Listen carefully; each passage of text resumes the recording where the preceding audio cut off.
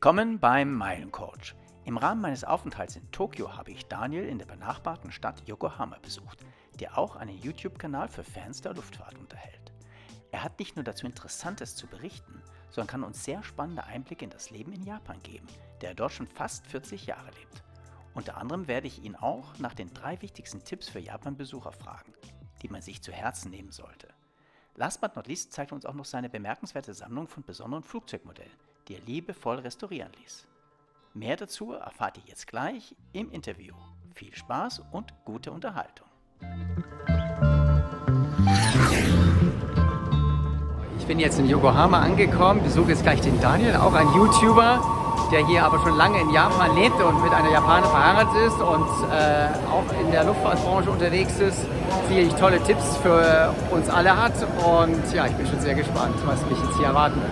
Yokohama ist die zweitgrößte Stadt Japans, obwohl der Übergang nahtlos so scheint. Hier leben viele Millionen auch und ja, also es ist ein kleines Abenteuer. So, ich muss jetzt zu Sotetsu Line, andere weitere U-Bahn und dann dahin zu kommen, wo ich hinkommen muss. Hier seht ihr mal so ein bisschen, was in der U-Bahn los ist. So, geschafft, den nächsten Zug. Ja, Tokio ist riesig. Es gilt als die größte Metropolregion der Welt. 35 Millionen Menschen leben hier. Und ja, also was in Großstädten wie München oder Berlin irgendwie eine halbe Stunde dauert, also der Mindesttransfer ist gefühlt über eine Stunde oder noch ein bisschen länger, um irgendwo hinzukommen. Ja, faszinierend. Ich freue mich, Daniel, dich kennenzulernen. Es hat geklappt. Toll, dass wir uns hier in Yokohama in Japan sehen. Herzlich willkommen. Also ich hätte es nicht für möglich gehalten, ehrlich gesagt. Also das müssen wir einfach auch nochmal sagen, wir haben uns letztendlich über YouTube kennengelernt. Der Daniel hat mich angesprochen zu einem Video, das ich gemacht habe, wo er sich gewundert hat, dass ich die Innenkabine so freizügig filmen durfte. Ja. Und dann kam er ins Gespräch und dann hat er mir gesagt, dass er in Japan lebt. Ich sagte, ja, ich habe vor, nach Japan zu kommen. Dann hat er mich spontan eingeladen und das finde ich total nett und freue mich jetzt, dass wir hier sind. Daniel, vielleicht erzählst du ganz kurz was zu deinem Kanal, weil du ja selber auch sehr erfolgreich auf YouTube unterwegs bist. Ja, also. Und in der Luftfahrtbranche dich bewegst. Ja, ich bin eigentlich in Japan. Welche Richtung darf ich dann gucken überhaupt? In beide. Also, okay. oder wir schauen uns an. Ja, genau, weil ich bin in Japan ja eigentlich eher so ein Unikum, weil sowas wie uns gibt's hier selten. Okay. Und ich habe einen kleinen Kanal, den wollte ich jetzt gar nicht mal so vorstellen, weil ich eigentlich meine Videos, die ich ja schon immer seit 30 Jahren mache von Fliegereien, einfach irgendwo sichern.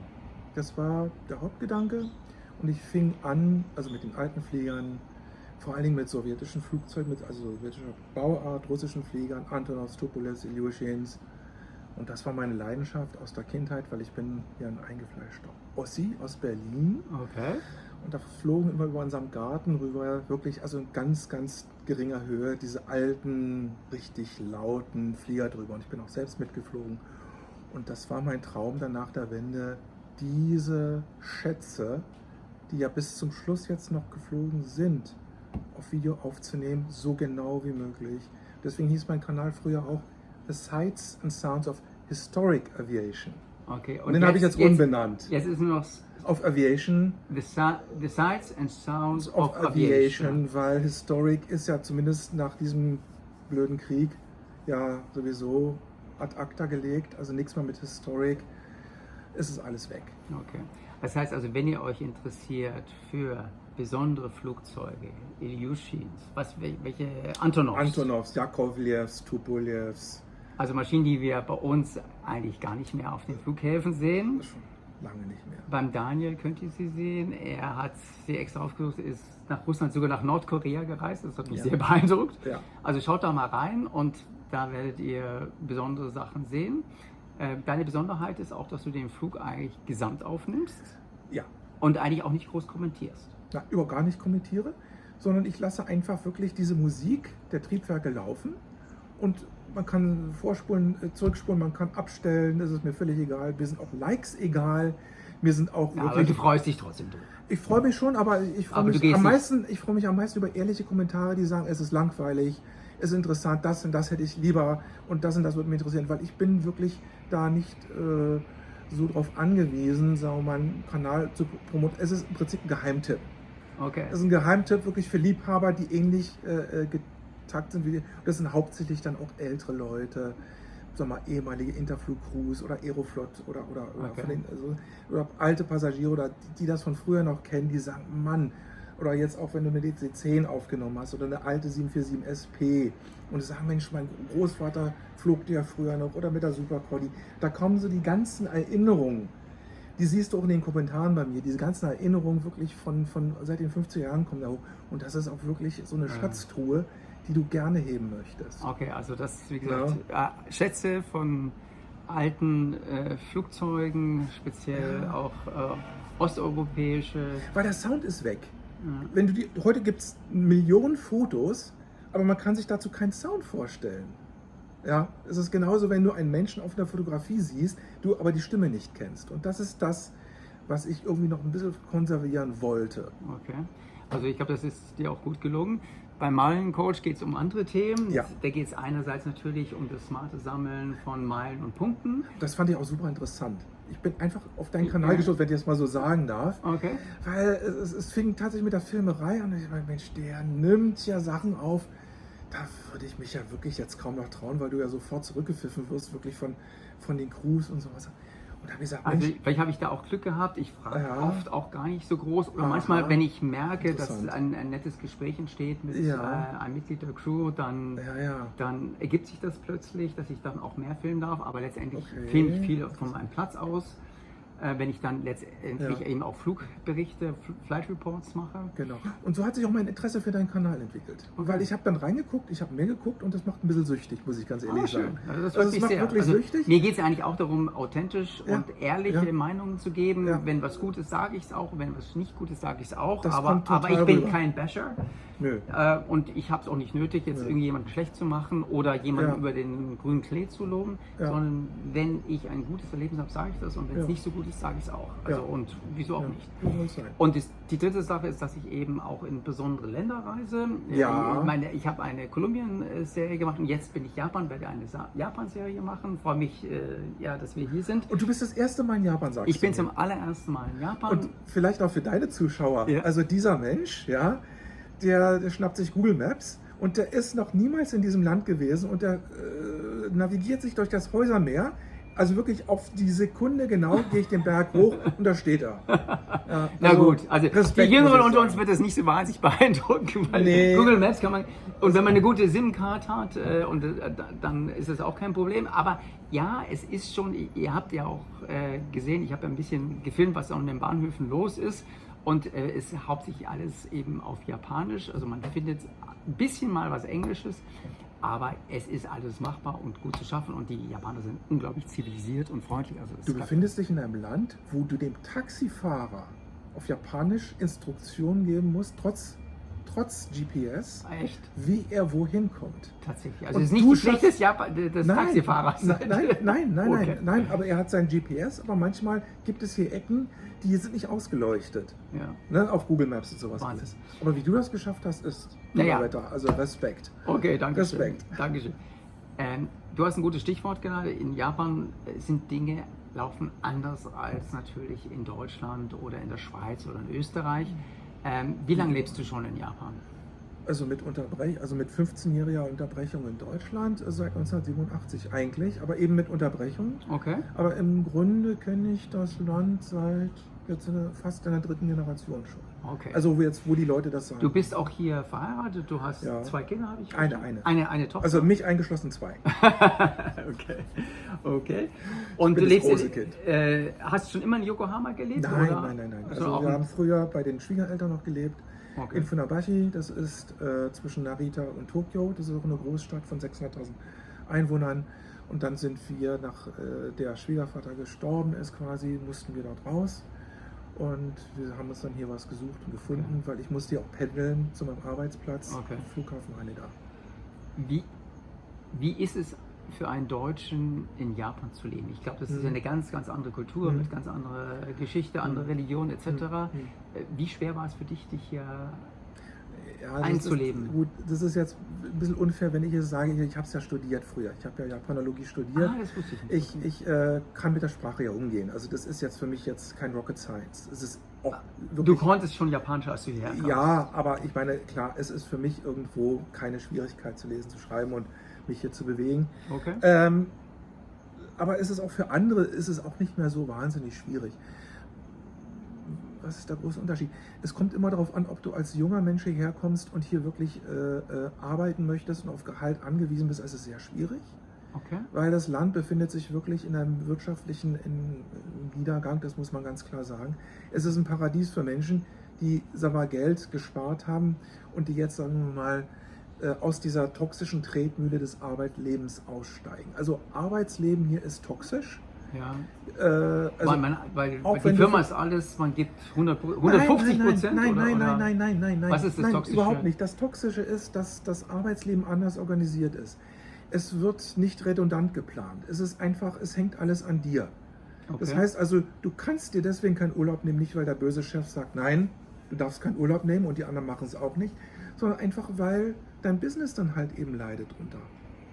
Es ist, in einer Firma bist du für einen Account verantwortlich. Und wenn du weg bist, passiert Wenn du weg nichts. bist, passiert nichts. Nee, es gibt keine Und du bist- Urlaubsvertretung. Es gibt in dem Sinne keine Urlaubsvertretung und der hat ja sowieso schon genug an der Backe, dein Kollege. Also es kann man ist anders keinem organisiert. zumuten, auch noch deine Arbeit während des Urlaubs oder was Nein, zu und das macht man auch nicht. Das ist auch wirklich, Okay. das gebietet auch der Respekt untereinander hier, dass man auch den anderen versucht, so möglich zu schauen. Wenn du jetzt länger als 3-4 Tage wirklich am Stück aus privaten Gründen wegbleibst, ist das schon wirklich ein Verrat an der Familie. Wahnsinn. Es Okay. ist schwer jetzt wirklich das zu Also die verallgemeinern. Arbeitseinstellung ist eine ganz, ganz andere. Ja, Also aber sie meine- führt zu pünktlichen Zügen, sie führt zu pünktlichem Flugverkehr, sie hat eben keine, bis auf diesen einen großen Unfall in Haneda, aber im Prinzip, es läuft ja wie geschmiert. Und das ist natürlich das Angenehme. Also das stimmt, das kann ich auch sagen, läuft jetzt nach wie 2 geschmiert. Tagen hier in Tokio, es funktioniert wirklich alles. Ja. Bestens die Züge fahren Ja. prompt und das super stimmt. höflich, super Und die nett. Leute sind unglaublich engagiert und haben den... Die Leute sind unwahrscheinlich dankbar dafür, dass du als Kunde zu ihnen kommst. Mhm. Ja, sie sind dankbar und dieses Gefühl vermisse ich in Deutschland. Also Okay. wenn du in den Laden reinkommst, in Deutschland ist es ja so, ach, ich habe jetzt gleich Mittagspause, okay, also den Account mache ich jetzt noch. Ja, das ist Deutschland. Und hier sagen sie, oh, da kommt jemand, Moment. Und dann Spannend. stürzen sich alle auf ihn, ja. Okay. Das ist, bei der Crew an Bord ist das so, wenn sie mich mit der Kamera erwischen, in Deutschland würde man sagen erwischen, freuen sie sich, dann wirst du mit Postkarten überhäuft, mit kleinen Geschenken. Kuscheltierchen überhäuft. Mit Also ich werde es checken, Also, ich werde mach noch das. Inlandsflüge haben mit Wenn du dein Interesse ANA. zeigst, Ja, das werde dich ich- outest, Okay, oute dich hier. mache ich als In Deutschland habe ich mir das abgewöhnt, das Outen. Alles klar. Wie ist es, Freunde, Bekannte kennenzulernen? Ist es schwierig in Japan? Das sagt man immer so, dass es eine geschlossene Gesellschaft ist. Ist das wirklich Also so? ja, nicht geschlossen, es ist eher introvertiert. Die wollen ihre Ruhe haben. Sie sind natürlich nach einem langen Arbeitstag total Am hinüber, Ende, kaputt. Und sie sind voll dabei im Arbeitsleben. Sie sind wirklich, also sie geben 120%. Ja, Das heißt, da hat man keine Lust mehr, groß zu reden oder Leute hast kennenzulernen überhaupt keine- oder du hast keine Kraft mehr, andere du hast keine- Geschichten zu hören. du hast keine Kraft mehr, du hast ja kaum noch Kraft für die eigene Familie. Ja, geschweige denn, um Freundschaften aufzubauen. Natürlich gibt es hier eine Luftfahrtszene. Das sind aber auch eingeschweißte Leute mit einer Hierarchie, mit einer Hackordnung. Das ist auch nicht so mein Ding, ehrlich gesagt. Also es ist wie so der Brieftaubenzüchterverein bei euch da am Ort, da hast du auch wirklich den Kassierer und den Vize und den Dingens. Und das ist hier in der Luftfahrtszene genau dasselbe, das ist nicht so mein Ding. Okay. Privatleben, ja, die sind introvertierter als in Deutschland. Mhm. Aber ich bin auch relativ introvertiert, also für deutsche Verhältnisse. Ich erzähle jetzt eine Menge, aber Ja, ich staune. ja, aber ja gut, ein paar Bier haben geholfen, ne? Die Zunge zu lockern. Nein, aber es ist hier wirklich so, dass was heißt, wenn du Freundschaften machen möchtest, schaffst du das. Okay. Genau. Gleichgesinnt. Für einen Japan-Touristen oder Tokio-Touristen, der zum ersten Mal hierher kommt, Ja. was wären so deine 3 wichtigsten Ratschläge? Nicht zu viel auf einmal machen, Okay. möglichst mit wenig Gepäck reisen und dann auch auf jeden Fall mal zu entspannen und in die Onsens zu gehen. Also wirklich in die heiße Quelle zu gehen, 5 Grad sein zu lassen, sich verwöhnen zu lassen. Das wäre mein Tipp. Man muss nicht alles gesehen haben. Ja, das schafft man eh nicht. Weil Nein, es ist das einfach wären die meine Stadt. 3 Tipps. Also ich habe auch vorher schon gesagt, Das schaffst du nicht. der Großraum Tokio leben Ja. 35 Millionen Menschen. Ja. Das Stadtgebiet ist riesig. Also man schafft es Ja. eh nicht. Ja. Also das heißt, man sich ein Ja. paar Highlights raussuchen Ja. und die dafür ausführlich genießen. Ich behaupte, ich kenne weniger als 1% des Landes, habe ich kennengelernt. Okay. Innerhalb In von viel. seit 87. Ja, Kommt ein paar Jährchen zusammen. genau. Also es ist unmöglich, wie gesagt, also man sollte. Okay. Und wenn du natürlich Hobbys hast wie Eisenbahn, es gibt für Eisenbahnfans wirklich also alles. Es gibt für Fliegerfans auch fast alles. Es gibt wirklich für Museumsfans, es gibt für Gourmets, es gibt für Naturliebhaber alles. Okay, Ja, toll. du kannst sogar bis Russland gucken, du kannst bis Taiwan gucken. Du hast vom Dschungel bis zur Tundra alles bis auf Wüste. Okay. Also einige spannende Dinge werde ich euch zeigen im Laufe meiner Japanreise, werde ich euch immer ein paar Highlights auch zeigen. Und ja, das waren nochmal ein paar Tipps und Einblicke von Daniel, der eben hier schon seit 1987 lebt. Er hat mir versprochen, er hat nämlich noch ein kleines privates Museum mit ein paar besonderen Flugzeugmodellen und die schauen wir uns auch noch schnell an. Also nochmal vielen Dank, Daniel. Super. War mir eine Freude. Ja, es ist mir eine Freude. Das ist ein Interflug-Modell, ein Schnittmodell, Tu 134. Stand beim Tu steht für Tupolev, gell? Tupolev. Stand wohl noch in den 60er Jahren beim Generaldirektor der Interflug. Ich habe das Modell in Schrottreifenzustand erstanden. Es war reif für die Tonne. Und innerhalb von 5 Jahren ist das restauriert worden nach Vorlagen. Und das Modell ist gerade fertig geworden. Wow, also es ist Und ganz neu. es ist alles hier, also vorne das Cockpit, der Bereich ist völlig neu. Das Fahrwerk ist völlig neu per Magnet. Habe ich das hier Angehängt? Okay. Angehängt, ja. Also wirklich, also es ist eine neue technische Lösung. Und es war Schrott. Das war Schrott. Und Interflug steht für die ehemals DDR-Airline, Ja, die es ja, gab. ja. Und wo sind die hingeflogen damals? Die sind hauptsächlich, also Nahen Osten, Ostblock, Sowjetunion. Da, wo sie halt hinfliegen Afrika, Asien, wo sie hinfliegen durften, wo die DDR. Original Notausstiegstür der Il-18 der Interflug. Tango Bravo, Sierra Tango Bravo. Das ist die älteste Il-18 der Interflug. Und an diesem Fenster habe ich als Kind auch gesessen. Wahnsinn.